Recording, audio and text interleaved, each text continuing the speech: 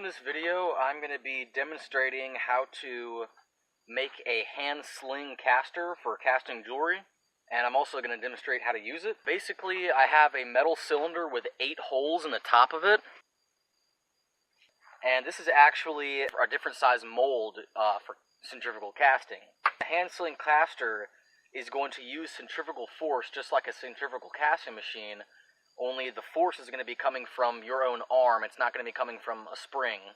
And also, the materials for making a hand sling caster is easily under 10 or 15 bucks, whereas a centrifugal casting machine starts around 200 or something around there. All you need is the metal cylinder, your mold that's smaller than the hand sling cylinder, and some wire, a little piece of rope also. That's pretty much going to be all your materials.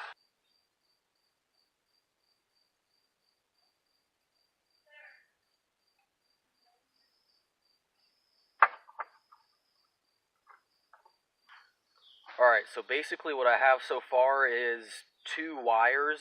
That's going to be the part that I tie something else onto to hold onto like that. Now I'm going to make sort of a cage on the bottom so that the mold can sit in there and it still be kind of lightweight.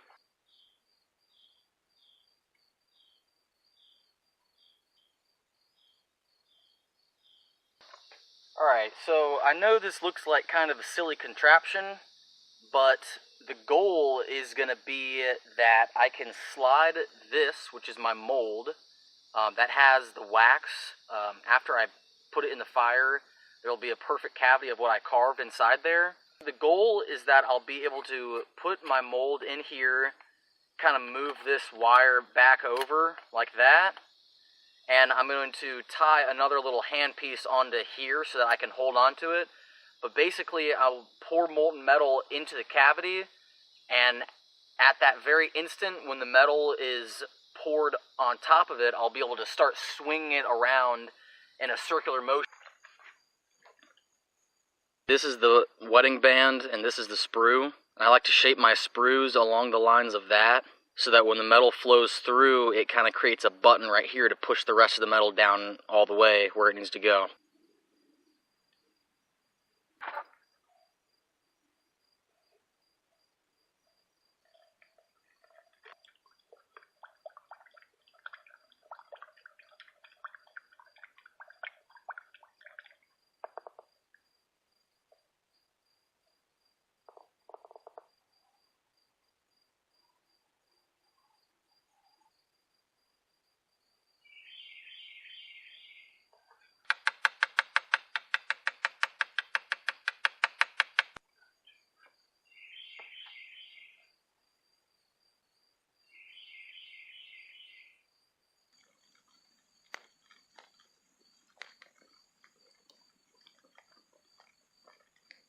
A couple of last-minute details before you try to cast something with a hand sling is you really want to practice several times before you do anything.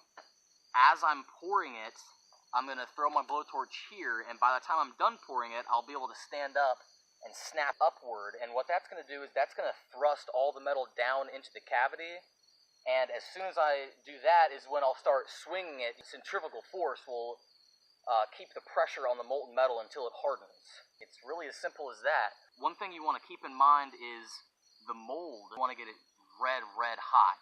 This is only going to work if that mold is as hot as you can possibly get it. So I'm going to stoke the fire up one more time. And one last thing is, if you are burning out your mold in a fire pit like I am, make sure it stays upside down the entire time and no ashes going down into the hole, because otherwise it will completely ruin your casting. There's pretty much no way around it.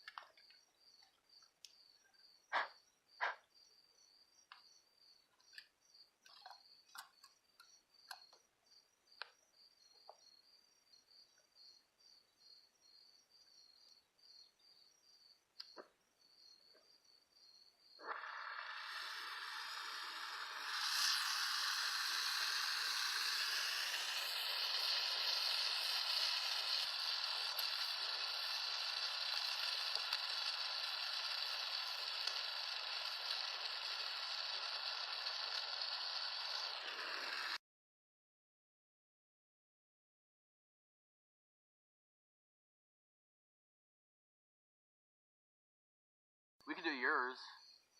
You want to try yours?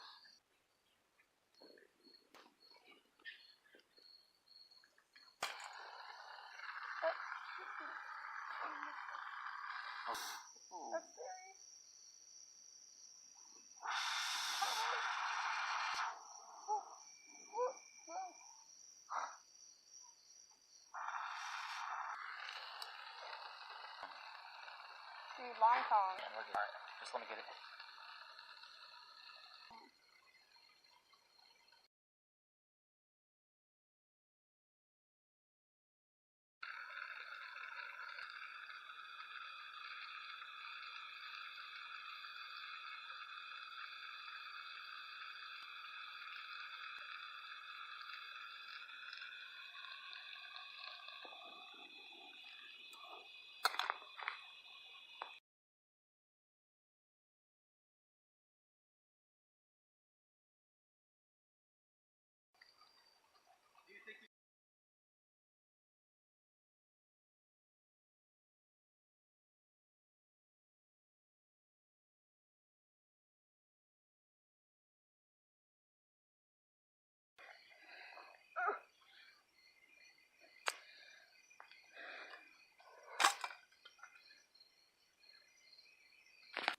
Alright, so this is what I casted today.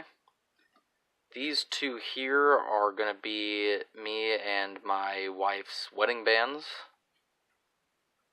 I used about 10 grams of 999 fine silver and about 5.5 grams of 14 karat yellow gold.